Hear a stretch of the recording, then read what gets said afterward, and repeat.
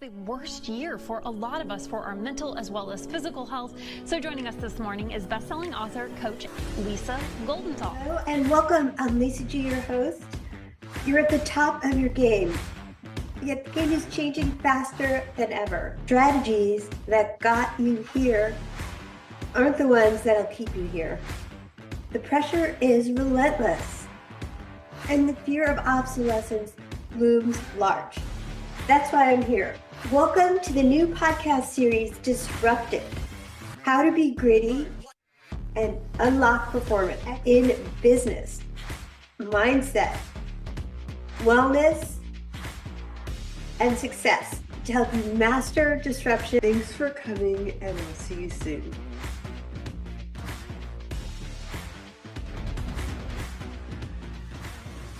What is up, everyone? We have a super special guest today on the AI Operator podcast. Now, every CEO looks successful from the outside, the wins, the growth, the team, but sometimes behind the scenes, a lot of them are running on empty. Now, that is where Lisa Goldenthal, our guest today, comes in. She's a top 15 executive coach, LinkedIn top voice, and a creator of the Boss Method, helping high performers, founders, and executives scale their businesses without burning out in the process. Now, Lisa's coached elite leaders all over the world to rebuild their energy, cut the chaos, and ultimately lead with more clarity. Now, that is especially as AI really reshapes how we work and lead. So in this episode, we're going to dig into what burnout really costs, how the best CEOs get their edge back, and why energy, not time, is the real ROI of leadership. Lisa, welcome to the show. We're excited to have you. How are you doing today?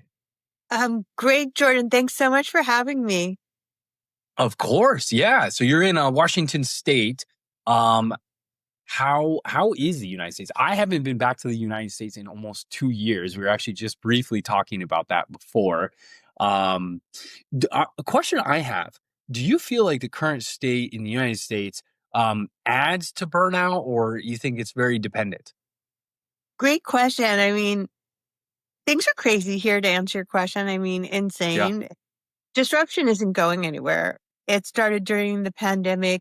Obviously, disruption happens throughout time, but this particular 5 years, I think, has been really hard on leaders, and it's taken emotional intelligence skills back 10 years because you just are constantly getting bombarded with crazy and having to all of a sudden learn this new technology of AI and fear that it's going to take over, which it's not going to do. So I do think this is a very crazy time to be alive in the United States. It is indeed. And the rest of the world, for that matter. AI is moving so quickly. Everything's just transforming. And I'm curious, obviously, we're going to talk a lot about burnout in this episode, which is something that is really real even in my own life.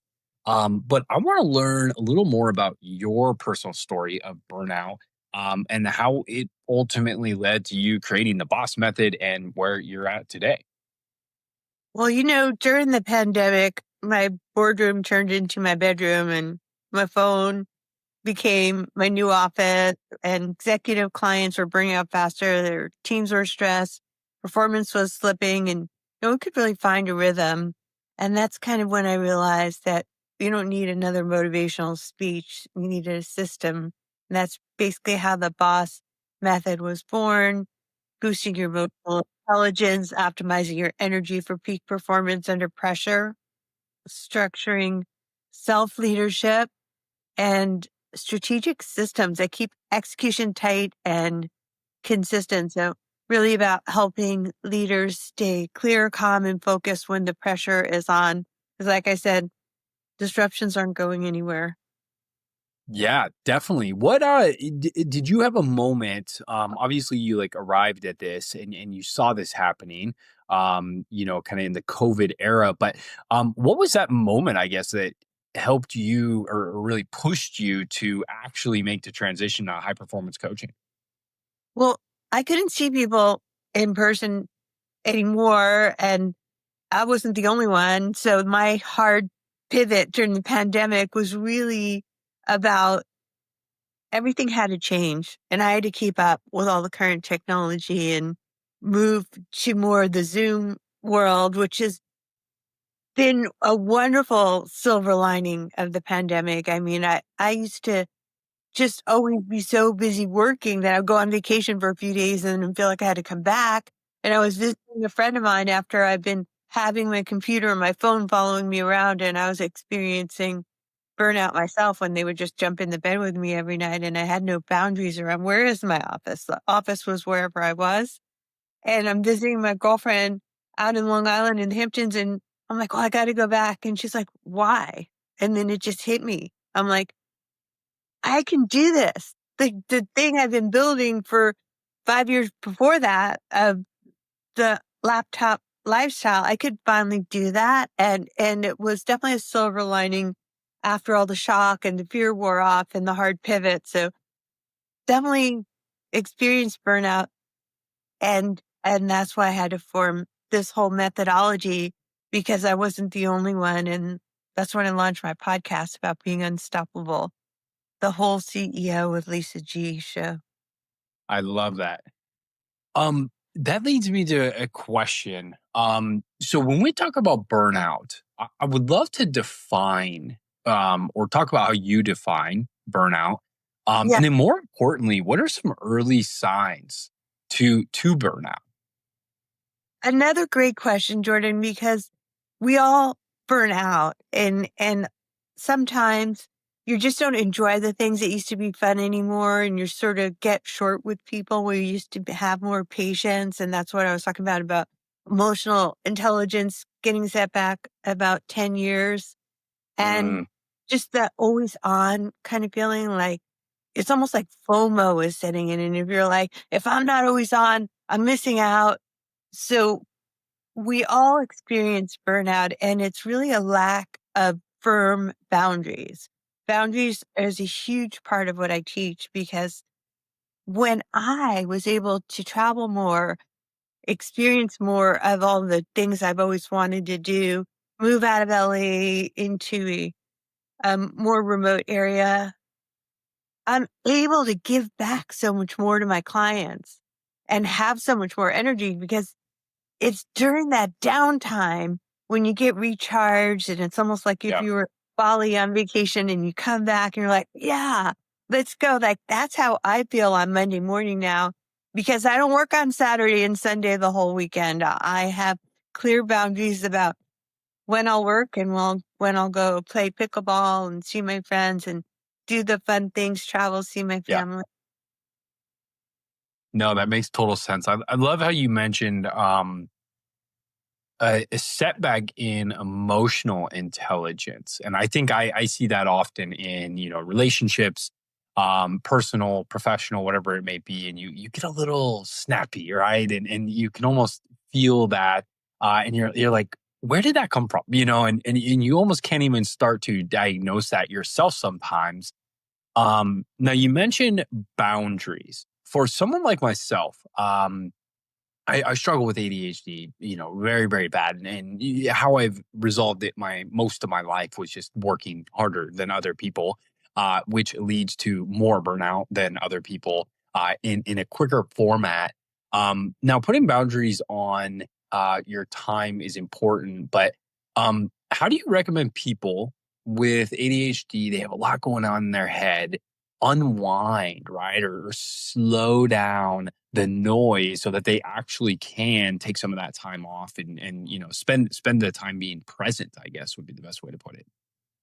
Well, presence is such a great way to put it, because when you're always on, you're not really present for those in your life. And I myself have ADD as an entrepreneur. I think it was onset later in life, so nobody believes me that I have it, but it's really like that feeling.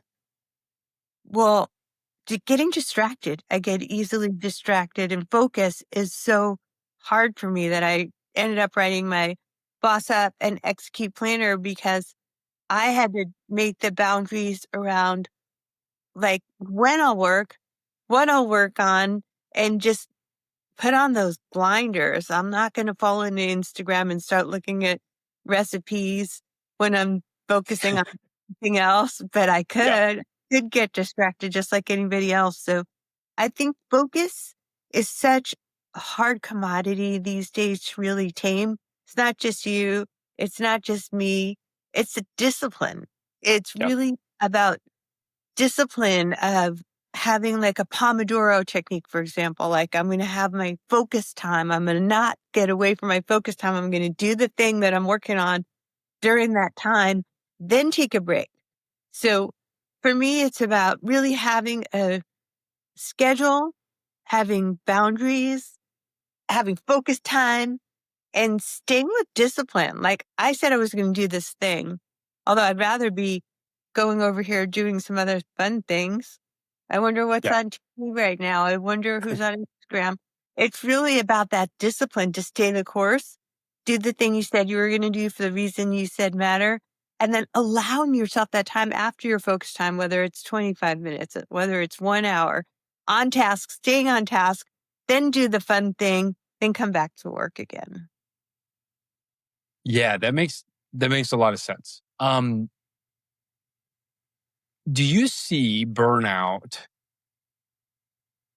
is more common in a certain type of individual or demographic? Do you see kind of commonalities between, a type of person and burnout? I wish I could say that, oh, it's only this one demographic. It's really, we're all susceptible to it. We're all Yeah. type A's. Like I'd say a lot of entrepreneurs yes, are type A's. A lot of executives I work with are type A's. And you're always holding yourself to this super high standard and you're always on. When you're a leader in these disruptive times, you're always on. So I've seen moms become burnout. I've seen entrepreneurs burnout. I've seen top executives and leaders burn out. Ariana Huffington famously experienced a collapse. And I've seen friends of mine collapse too from the pressure of just doing too many things. So Yeah. it's a disservice to your clients, your family, and your friends to be always on and not take that time off because, like I said, for me, it's almost like when I'm on an airplane or on a trip, I get so much more creative, inspired, and motivated. Yeah. Yeah. Now, I've heard you say energy, not time, is the Yeah. real ROI of leadership, essentially. What do you mean when you say that? Can you break that down for us? Yeah. I mean, well, the future belongs to leaders who master their energy. Everything is energy. So it's like, if you're a leader, whether you're leading your company, leading your family, leading your organization, people watch what you do. You have to show up with energy. You have to show up with EQ. AI isn't going to replace you unless you're not implementing emotional intelligence and a execution actual system. And EQ is fueling your culture. AI fuels your speed. Structure fuels your scalability. But it's all about energy. Like intention is so important. If you're going into a meeting, set an intention. How do I want to influence? How do I want to show up? How do I want to inspire? And oftentimes it's like, as a leader, it's about raising up other leaders. Everybody wants to grow. So Yeah. when you can have that EQ to ask more questions, like, what am I missing here? Um, Asking for others' feedback and repeating back what other people say, another great skill. So I'd say the energy thing is everything. How do you want to show up? How do you want to lead? How do you want to manage your energy? How do I manage my energy? I have a strict morning routine. I wake up. I will like listen to a meditation. I'll do a little yoga. I'll focus on what I'm grateful for, what I want to accomplish, and be very intentional with my day. So it's really a discipline thing. In the end of the day, you got to decide who do you want to be? How do you want to be? How do you want to influence? So what kind of energy do you want to leave people with? Because everybody's experienced these horrible bosses that just toxic people that can just ruin a room. Like, do you want to be that person, or do you want to be the one they remember 10 years later? Like, I worked with so and so, and they always asked me how my day was and my family. That's a choice. I love that. I love that you mentioned intention. I'm definitely a big proponent of like you can't hit a target that you're not aiming at. And I think it is so easy, especially if you're dealing with burnout, but just in general, when we get in this routine of wake up, go to work, get off work, go to bed, wake up, go to work, get off work, that it is easy to bring in the wrong type of energy. And, there's a shift that you might not even notice over time because it's so gradual. And in our own organization, every single morning we have a team meeting. It's something that I just like require our whole company to do. I think that FaceTime is just so important, and people actually love showing up to it because we just get to spend time together, and we go through a couple things which seems to really really help. We started doing it about a year ago, and the first is, what is your leverage point, right? So that is ultimately like, what is the biggest thing that you are working on currently. The second is, what are you blocked on? So is there anything preventing you from doing what you're supposed to be doing?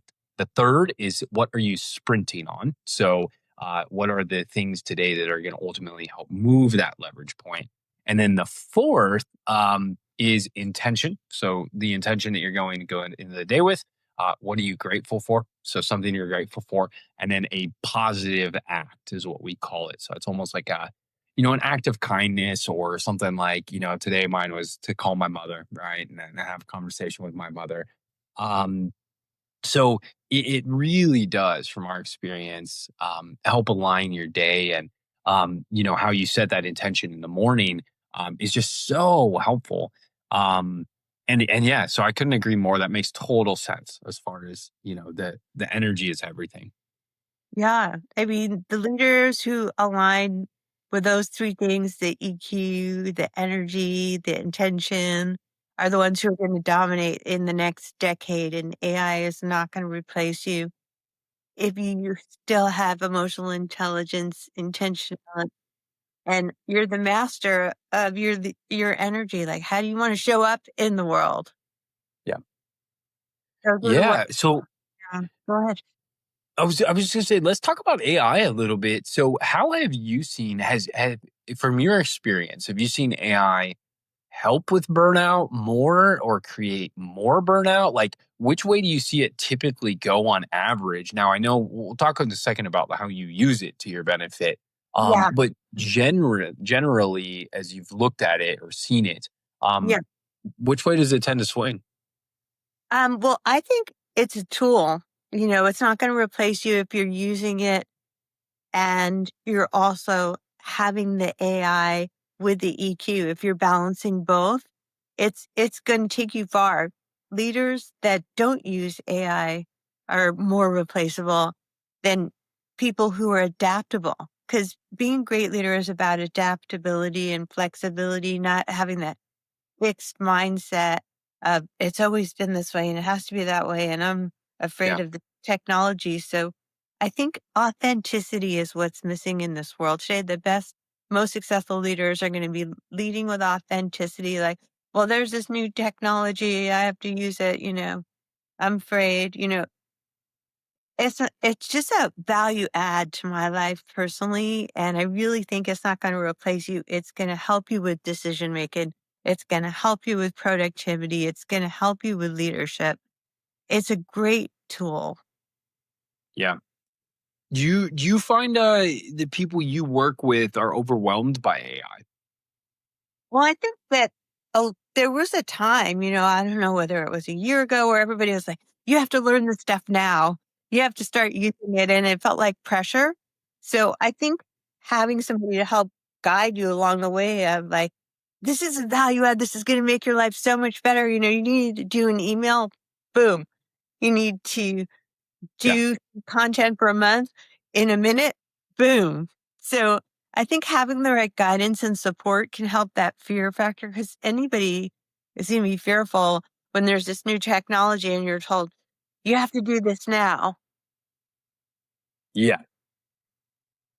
Yes, I was told at one point that my company essentially was going to disappear because of AI. And it was someone that was pretty close to me. And luckily, I didn't believe that at all. If anything, I felt at that time that it was going to the need for our organization was actually going to increase significantly. But yeah, that pressure is real, and obviously we're already kind of on the cutting edge as an organization. That's what we do is sales process and technology, and kind of the intersection between those two. So we're already further ahead, and it's even overwhelming for us at times. And for people who maybe weren't at that point and they had the pressure, it can be a lot. Yeah. I mean, we're talking about energy and we're talking about structure. And when you protect your energy, you protect your performance. And when you protect your performance, you protect your legacy. So implementing AI properly and not being afraid of it is going to give you that edge that we all need. Yeah. You can protect your energy if you're utilizing AI because you're not going to be working all the time because you can have it help you. Yeah. Um, Lisa, what would you say is the biggest mistake leaders make when scaling themselves and their team? I think thinking that they know it all is something, unfortunately, that you see still in leadership. And I think what's called for in leadership right now is I don't know it all. You know, how can we work together as a team? Like you were telling me about your team meeting, I think that's fabulous. I think saying, I don't know it all. Here's this new technology. Here's what I'm focused on. What are you struggling with? And really leading by being open and asking more questions. And in the end of the day, the older we get, the more we realize we don't know it all and nobody wants to hang out with a know it all. So by building teams that aren't quite quitting, they're not refreshing their LinkedIn all the time and disengaged. The way you do that is by utilizing your people and your technology, structure, systems, the boundaries, the energy. It all comes together to make you human better. So basically, when you have the discipline as a leader to ask more questions and really listen, not listen to respond and react, Mhm. but listen to really listen and see, I'm going to have so many diverse opinions on my team. We're going to be unstoppable because I listened to them. I love that. It makes me think of one of my favorite things. I don't even know where it came from, but we started using a lot about 4 years ago. I was doing a fractional leadership for sales organizations, um, and essentially we would use it when someone would come to us, and they would ask, hey, like what should I do, or what would you do in this situation? And we would just flip it around and say, oh, that's a great question, Lisa. What would you do? What do you think is the best thing to do in this situation? And it was so funny because like 99% of the time, um, they would have potentially a better answer than like I would have even had, right? Like they knew what the answer was. And to your point, it was just simply asking the question and like opening up and allowing them to lead themselves. And sure enough, like they were good. And then you empower them a couple times like that. And that was always one of my favorite. That always stood out to me of just like reversing that question. Like, yes, what would you do? What would you do?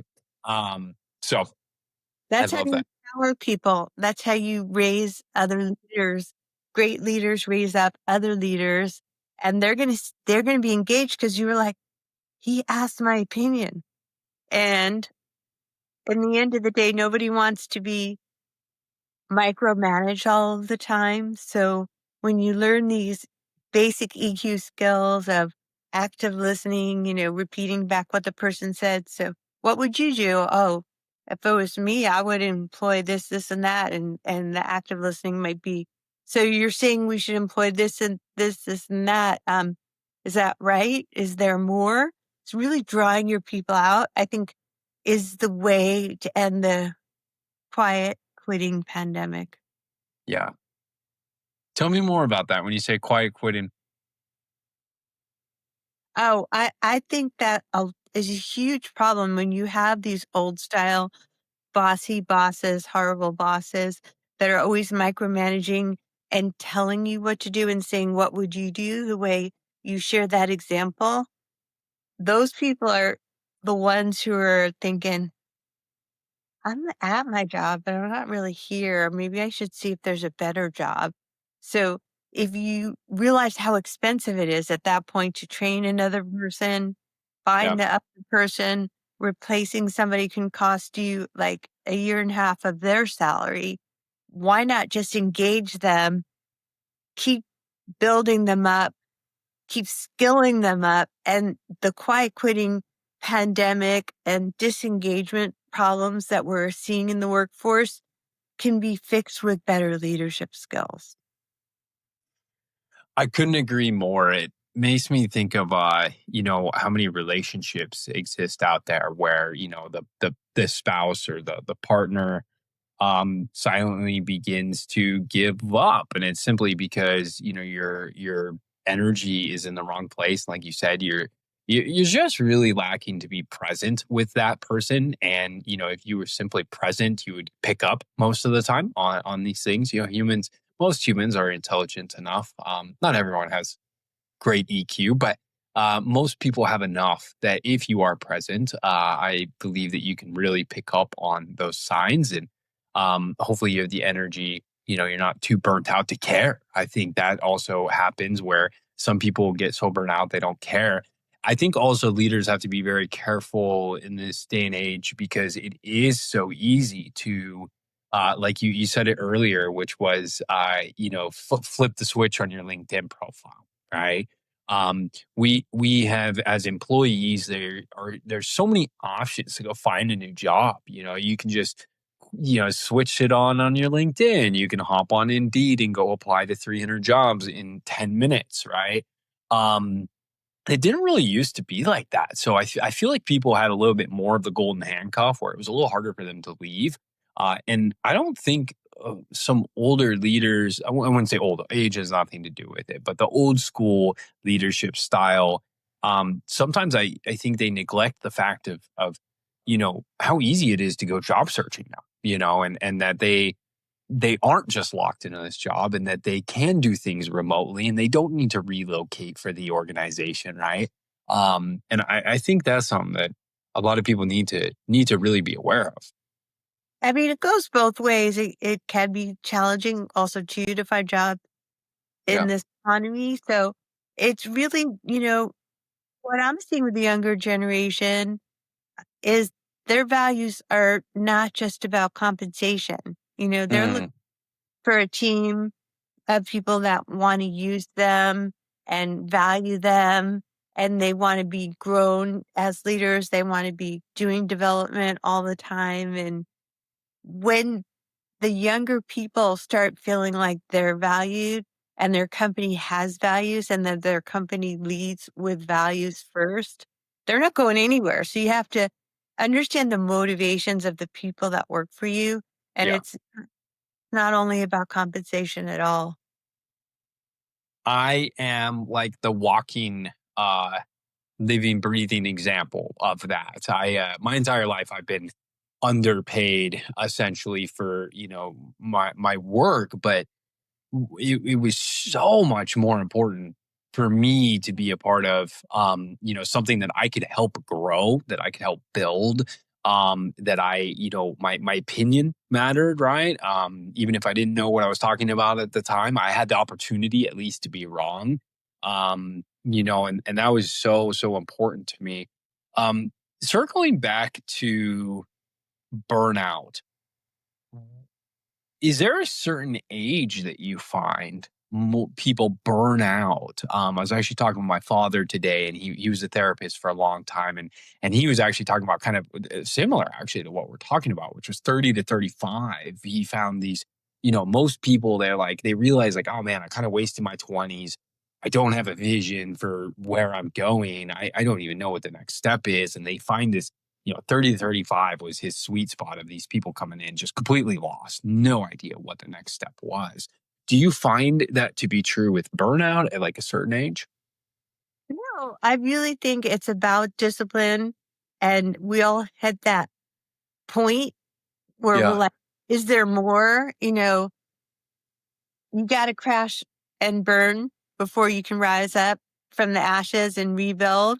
So it's not really, 30 to 35. It could be any number of things like young leaders that are trying to burn the candle at both ends and raise a family. It could be executives that feel bombarded with all the uncertainty in the world and thinking about their legacy. So I don't think it's mutually exclusive to anybody. My mom's a psychologist too, so that's so interesting.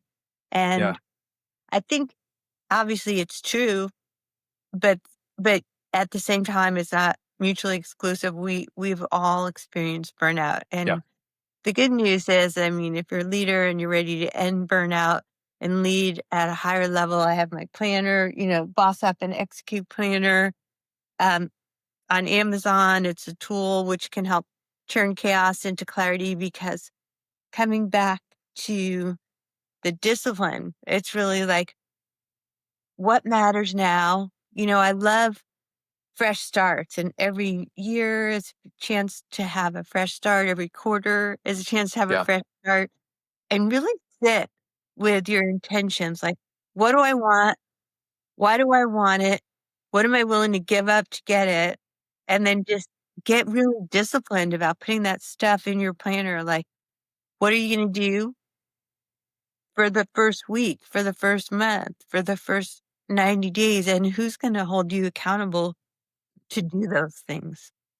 Yeah, I love that. Tell us more about the planner. I've been a big journaler for about 7 years. I've been like religious in my journal, and I'm kind of all over the place. Some days I just straight write my thoughts and makes no sense, and it's just like this big brain dump. Other days it's like super structured, and you could probably see my ADHD and like how different it is from day to day. But can you tell us a little bit more about the planner itself and like the things that you can do in there?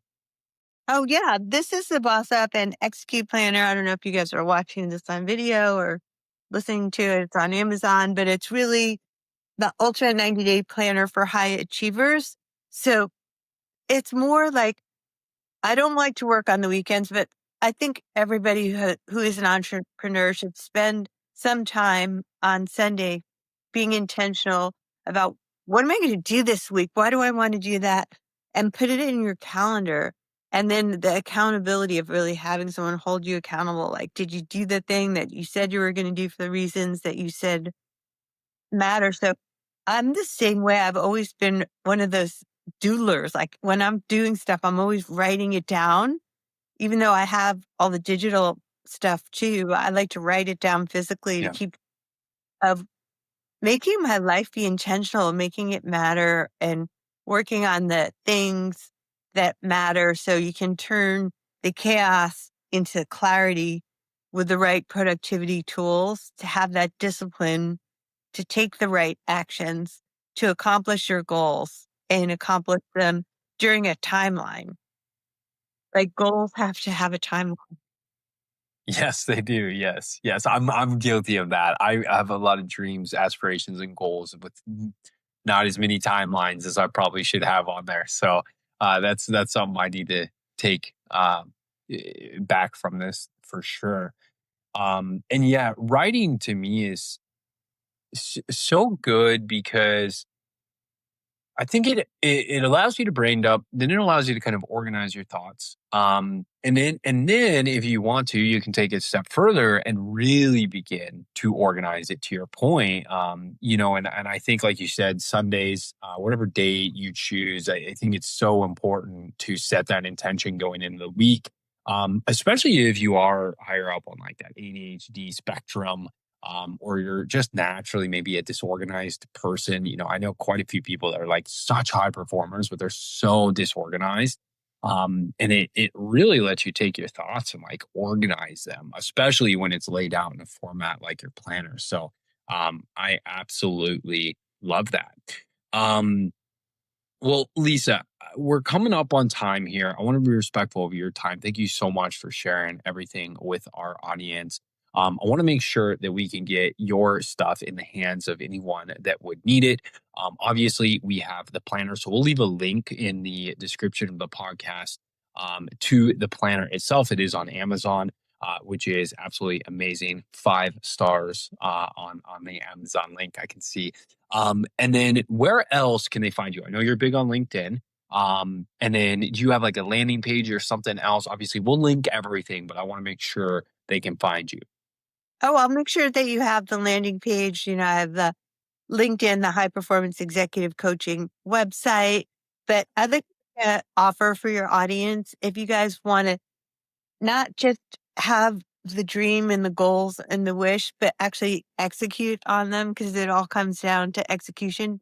If you do buy the planner and you'd like it and leave a 5-star review, just take a screenshot of that, message me on LinkedIn, and I'll give you a boss legacy diagnostic call with me. Amazing. And we'll find your blind spots before they cost you millions. We'll get everything in your planner, and you can use AI to really do this and dial it in, which I love. So there's actually even like QR codes in here where you can download my prompts, and we could take your day in the life of your ideal life, put it into AI, and then reverse engineer it into a plan, and then put it in the calendar so you get it done. Amazing. I love that. I love that. Cool. Well, I'll make sure everyone checks it out. And something, Lisa, that is really cool that I don't think we really mentioned is that you have your prompt inside of there. So not only are you able to journal and plan out and set your goals, but you're also able to optimize that, do it as quickly and efficiently as possible using AI. So that's a huge, huge thing. So I absolutely love that. Thanks. Cool. Well, Lisa, if you were to leave us with one golden nugget piece of advice for someone that is currently, right now, in this moment, they are burnout, they don't want to admit it, they're Yeah. struggling. And what would be that one piece of advice to help them just kind of move out of that position that they're in? Great question. I have learned that true high performance isn't about pushing harder. It's about building the right systems so that your energy focus and execution align. I love that. I love that. Amazing. Well, we'll leave it with that, Lisa. Thank you again so much for being on the show today. And we'll make sure everyone can find you. And yeah, it was an absolute pleasure. So I'm gonna have to go read journal and figure out my goals again. But we'll talk to you next time. Okay. Thanks, Jordan. Awesome. Thanks, Lisa.